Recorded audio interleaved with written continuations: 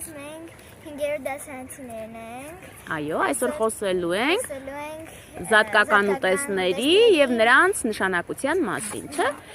Երեխաներ, զատիկն ինչ տոն է։ Եկեղեցական տոն։ Զատիկը 5 տաղավար տոներից մեկն է։ Երեխաներ, ինչ է նշանակում զատիկ բառը։ Զատել, բաժանել, մեղքերից հեռանալ։ Այո, սիրելի 5-րդցիներ,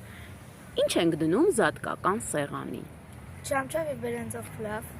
ձուկ, կարմիր գինի, կաթա, ներկած կարմիր ձուն, բանջարեղեն, կատնահունձ, կանաչեղեն։ Այո։ Ինչ է խորհրդանշում բրնձով եւ չամչով փլավը։ Բրինձը ժողովուրդն է, իսկ չամիչը քրիստոնեական ուսմունքն է։ Այո։ Իսկ ձուկն ինչ խորհուրդ ունի երեխաներ։ Խորհրդանշում է Քրիստոսի առաքյալների աշխատանքը։ Կեցես։ Իսկ ինչ է խորհրդանշում կարմիր գինին։ Քրիստոսի թափված արյունը մեղքերի համար։ Մարդկության մեղքերի համար։ Կեցես։ Գաթան դրվում է, որովհետև հայկական ավանդական ուտելիք է։ Քաղցրավենիք է, չէ՞։ Կեցես։ Իսկ ինչու էինք կարմիր ներկում ձուն։ Կարմիր ներկում են կարմիր ձուն, որովհետև դա Քրիստոսի թափված արյունն է։ Այո։ Սիրելի սովորողներ, ինձ ասեք, թե ինչ են խորհրդանշում բանջարը եւ կանաչեղենը։ Բանջարը խորհրդանշում է բնության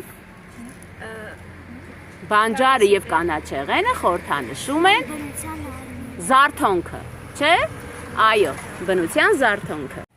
Կաթնահունձը եւս զատկական ավանդական քաղցրավենիք է։ Կեցես։ Չով եւ բրինձով փլավը պատրաստվում է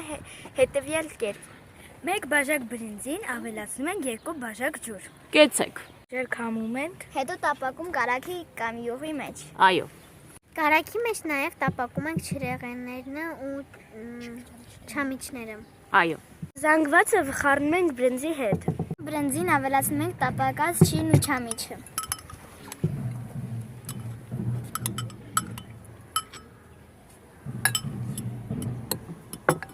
Երեխաներ, ինչպես է ստացվել։ Շատ լավ։ Շատ համեղ։